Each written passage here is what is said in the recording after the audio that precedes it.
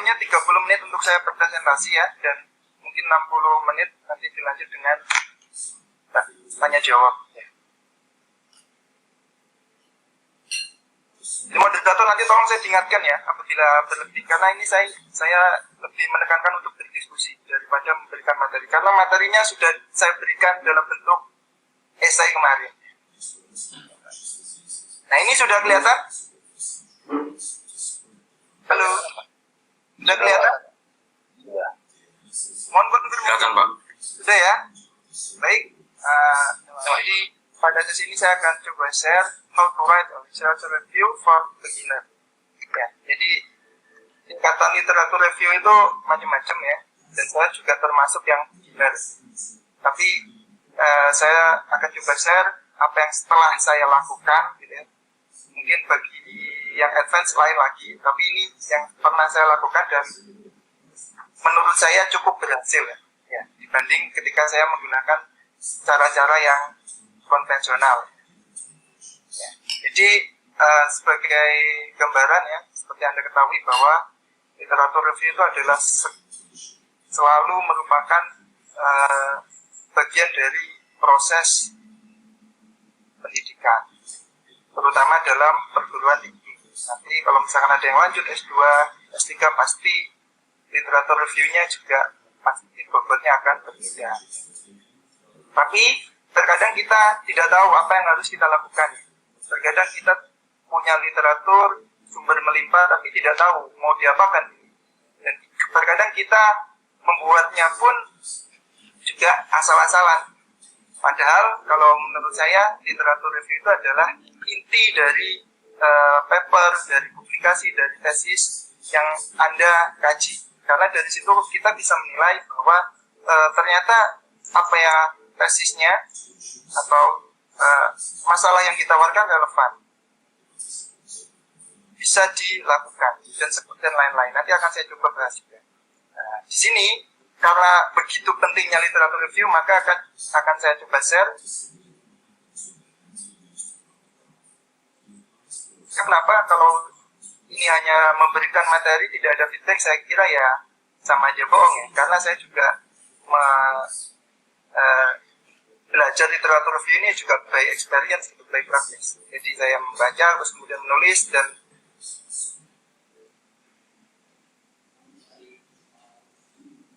saya lakukan.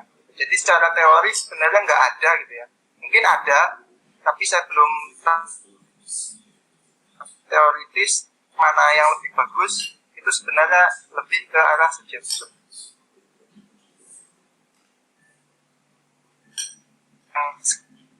Sebesarnya sama.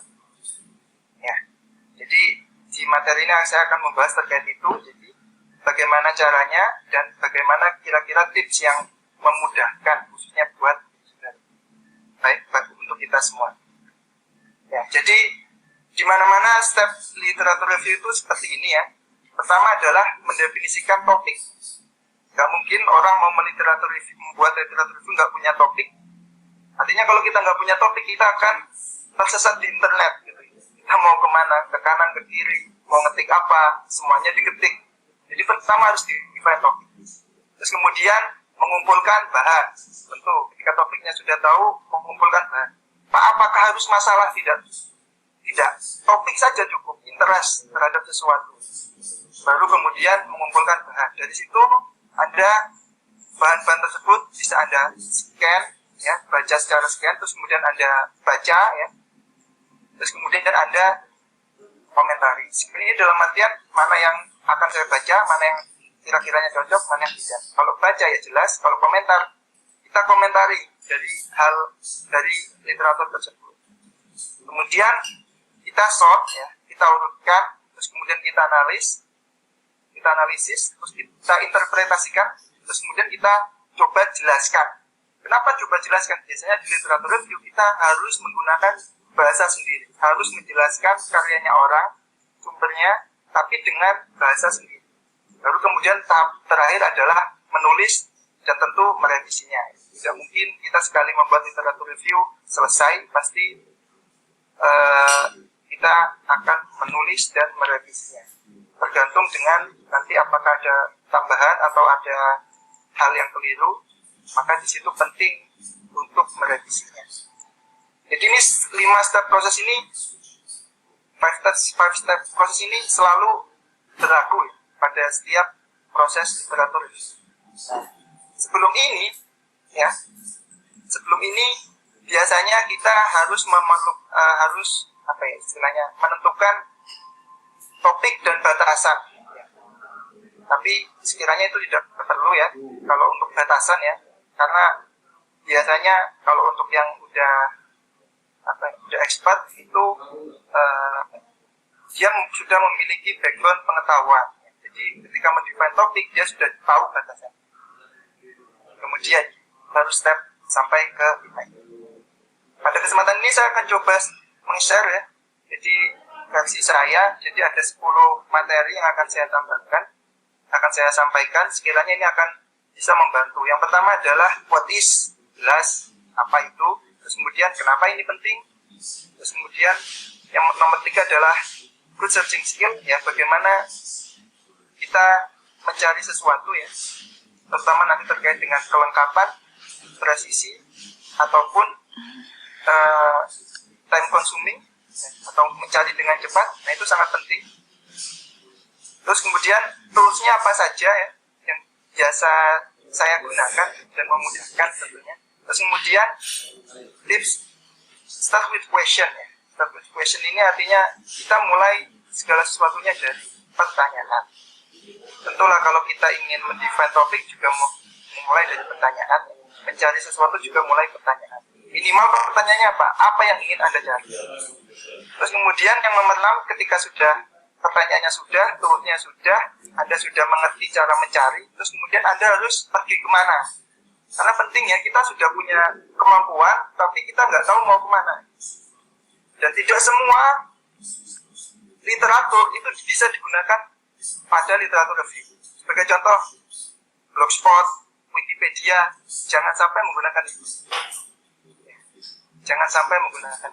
Bahkan buku pun untuk literatur review dibatasi. Jadi yang paling penting nanti adalah jurnal, proceeding conference, atau artikel, ya. Baru kemudian buku, paten, dan seterusnya. Nah ini yang nomor 6. Terus kemudian searching strategi ya. Jadi ketika kita sudah sampai tempatnya, kita sudah tahu caranya, terus kemudian kita sudah punya alatnya, nah kita harus paham strateginya apa strategi. Terus kemudian baru setelah strateginya asumsi kita sudah dapat, baru kemudian kita membacanya. Setelah kita membaca, sebelum kita menulis, kita harus membuat materi. Nanti materinya seperti apa akan saya coba jelaskan. Dan baru setelahnya kita menulis berdasarkan materi yang kita buat. Jadi ini kira-kira 30 menit saya akan coba sharing terkait ini. Monitor dong, suara saya masih jelas? Halo? Jelas, Pak. Masih jelas ya? Atau putus-putus ya, Pak? Putus-putus? Tidak ya? Tidak. Alhamdulillah.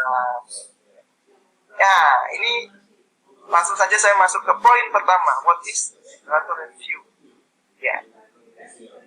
Jadi, kalau saya mendefinisikan, literatur review adalah suatu analisis kritis dari literatur yang ada berdasarkan topik tertentu. Di situ ada critical analysis.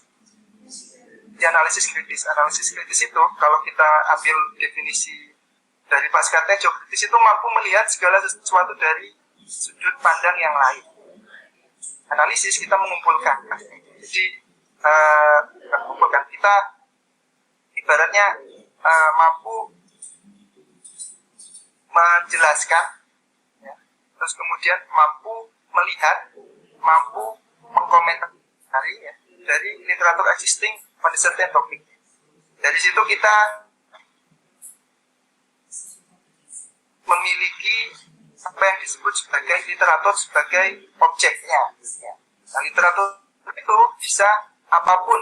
Misalkan yang biasanya dilakukan adalah government pamphlet. Ya, biasanya ini penting kalau kita ingin mencari data, misalkan data dari BPS ya, Pusat Statistik, atau kalau kita misalkan data cuaca, kita memakai BMKG. Ya, atau kalau kita ingin biasanya yang sosial itu biasa dari data dari kementerian juga penting untuk menjadi sumber. Terus kemudian buku, terus kemudian trustworthy opinions, dan terakhir adalah scholarly artikel ya. Jadi artikel ilmiah. Nah, kemudian review itu tidak hanya didefinisikan sebagai kita memberikan opini saja. Ya. Opini itu dalam artian dislike. Biasanya kan kalau kita memberikan opini berdasarkan saya setuju atau tidak setuju, tapi tidak demikian. Jadi literasi masuk review di sini adalah kita harus mampu mendeliver atau mendeskripsikan ya kepada pembaca apa yang terkait dengan topik itu. Bisa dalam bentuk knowledge, bisa dalam bentuk idea. Maksudnya di sini biasanya yang disampaikan kalau kita ngomong suatu topik adalah kekuatan dan kelemahan. Itu pertama jelas. Ya. Jika ada suatu topik penelitian, ya, dijelaskan terlebih dahulu. Penelitian A itu unggul karena namun, itu biasanya kita ngomong kekurangannya. Terus kemudian pasti kalau dalam setiap publikasi itu ada yang sudah diselesaikan. Misalkan dia punya masalah A, B, C, D. Ternyata di hasil penelitiannya dia hanya mampu menyelesaikan masalah A, B, C saja. Nah, itu biasanya ada juga dan disampaikan apa yang belum terlaksana. Kemudian dengan kita membaca dari literatur itu, kita juga bisa menjelaskan bagian mana yang penting. Bagian mana yang penting. Dan di situ nanti harapannya pembaca tahu dengan kajian pustaka kita, dia bisa menyimpulkan bahwa oh ternyata risetnya Mbak ini Mas ini adalah A, B, C, D. Sangat logis. Oh ternyata listnya nggak logis. Kenapa? Nggak dihitung literatur review yang mumpuni. Oh risetnya bagus. Karena kenapa? Setiap metode, setiap apapun dia sudah mengacu. Dan kemungkinan ini bisa diselesaikan dan seterusnya. Ini bukan cuma penting bagi kita menulis menulis karya ilmiah, tapi penting juga menulis proposal. Karena kenapa? Dalam kita menulis proposal, nanti yang meneliti proposal kita itu melihat literatur review kita, dan ia bisa memprediksi